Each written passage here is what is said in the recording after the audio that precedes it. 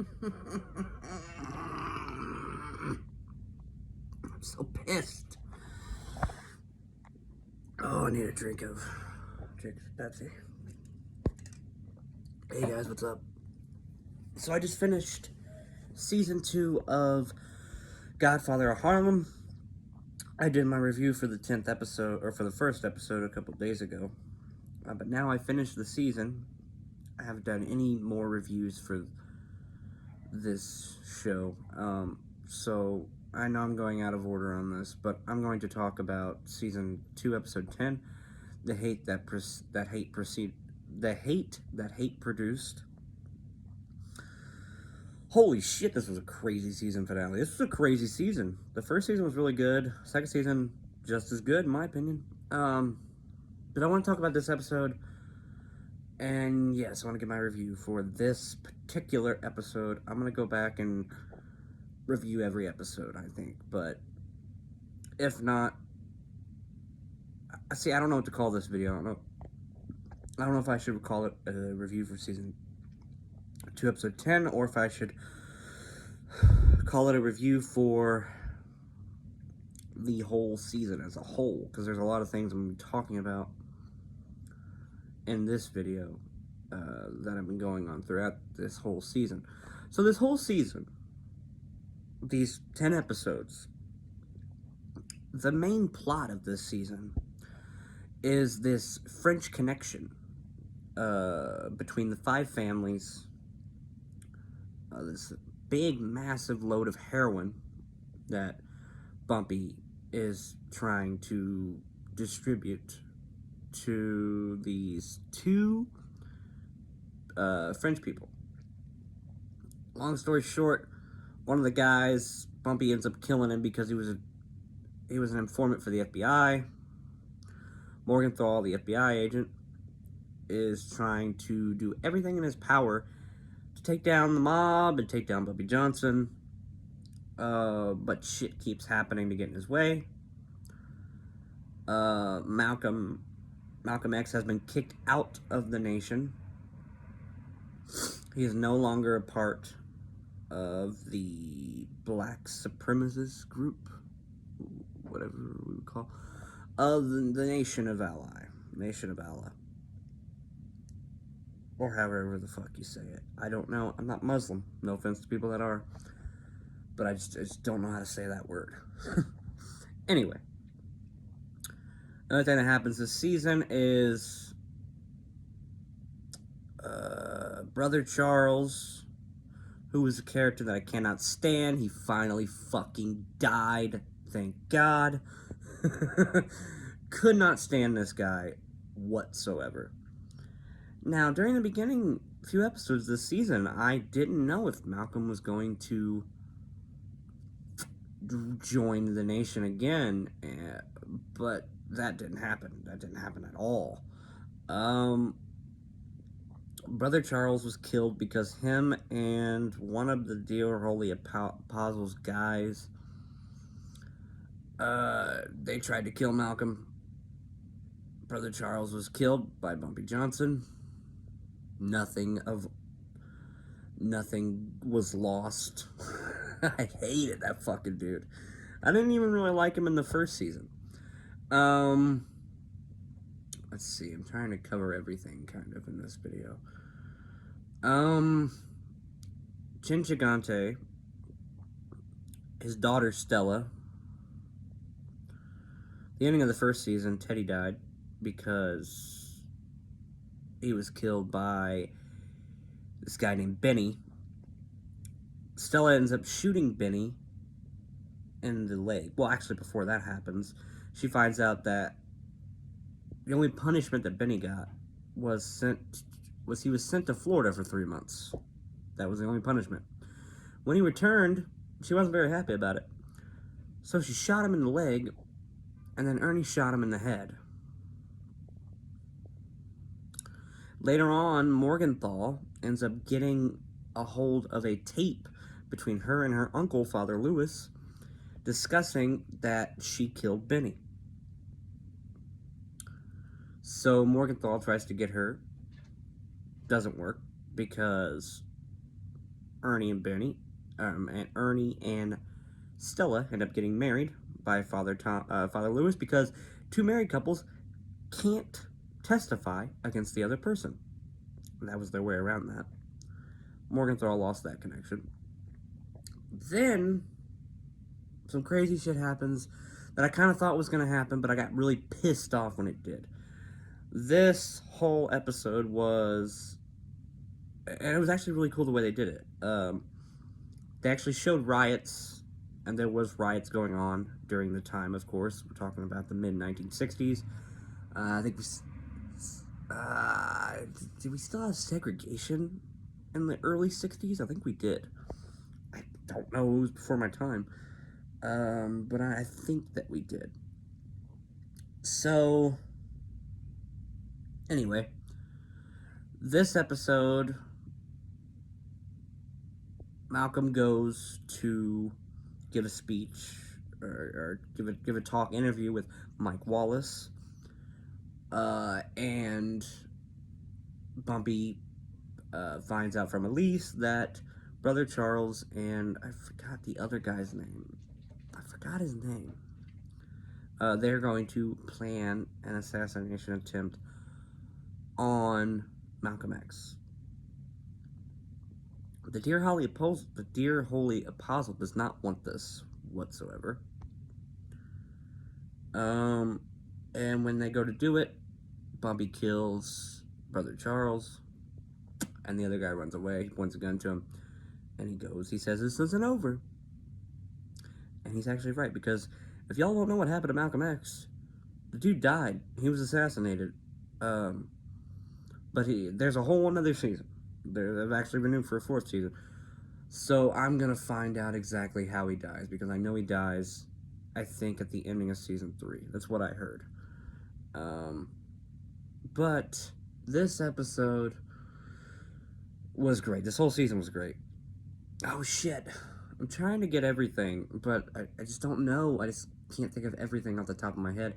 But one thing that I can think of is a couple really awesome things that happened this season. There was an episode where there was somebody within the 10 Harlems, which was this whole group of people that are all working together to distribute the heroin. All these neighborhoods of Harlem, we call it 10 Harlems. That's Bumpy's thing. This guy named Sam, I forgot his last name, he's interested in working with the 5 families because he's just in it for more money. And he wants to be the boss. So they arrange this deal. Bumpy's gonna rip him off, or he's gonna rip off Bumpy. Yeah, let him walk out alive. The Bumpy flips that shit, kills all them motherfuckers. In the next episode, he wasn't doing well about this. He was drinking. He started drinking and drank in like 20 years.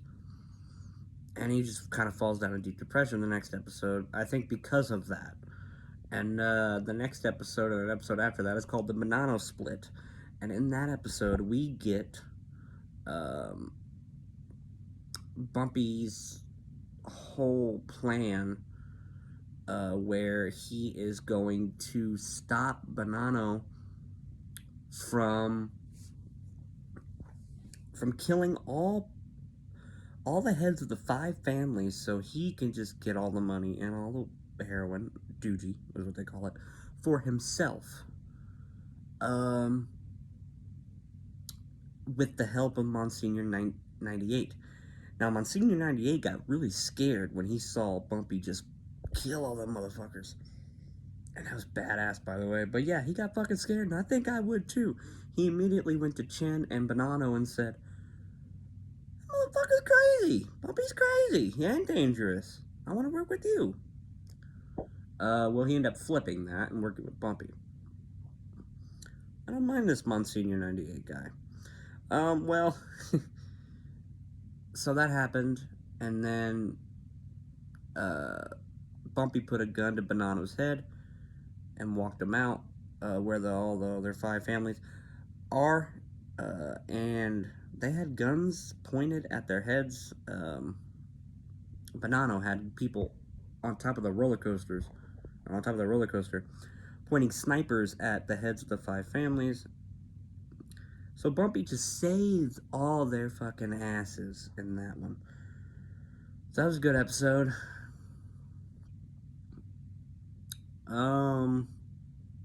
Elise ends up getting a marriage proposal from this guy.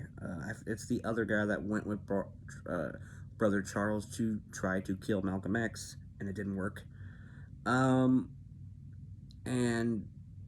he's like madly in love with her. But when he finds out that Malcolm X, and this guy is in the Nation, he's with the Nation. When he finds out that she is still keeping contact with Malcolm X, he gets so shitty and tells her to leave, so she leaves the Nation. She's permanently kicked out of the Nation. And, yeah, this whole season was just absolutely crazy. There wasn't a lot going on this season with Anthony Clayton Powell Jr. The same guy that played... What did he play? The same guy that played Gus in Breaking Bad and Better Call Saul. That's who I'm talking about. He didn't do a lot this season. He met with... Well, there was one really cool thing with him this season that I completely forgot about. One of the things was President Johnson wants him to blackmail one of these senators or something. So they take him into a nightclub. They lure him to have sex with all these girls, all these black girls, and they're filming it. They're fucking taking pictures of the shit, and he blackmails the dude. And then at last second, he takes the pictures out of his hand as he's saying, "Well, you sure got me by the balls," or whatever the fuck he said. He takes it out of his hand and fucking rips it up and is like, "I'm not gonna stoop to blackmail.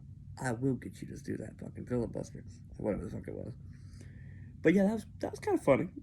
That was some humorous moments in that. He is absolutely charismatic.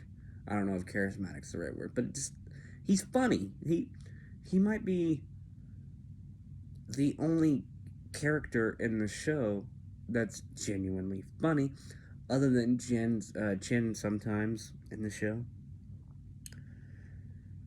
But yeah, that was crazy. That was absolutely crazy. So I look forward to doing more reviews for this show. There was also an episode where Bumpy is about to receive an award, and Elise wants Bumpy and May, or whatever the hell her name is, to let them tell... she wants to tell her daughter the truth, because they don't know...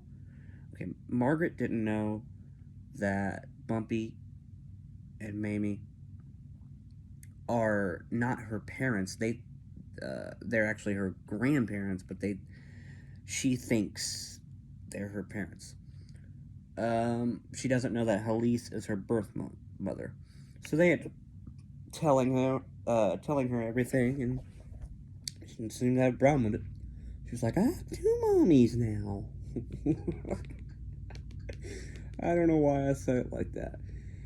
Anyway, but yeah, that's pretty much everything I could think of. I'm gonna go ahead and call this video my review for Godfather of Harlem Season 2. And I will try to do in-depth reviews for each episode.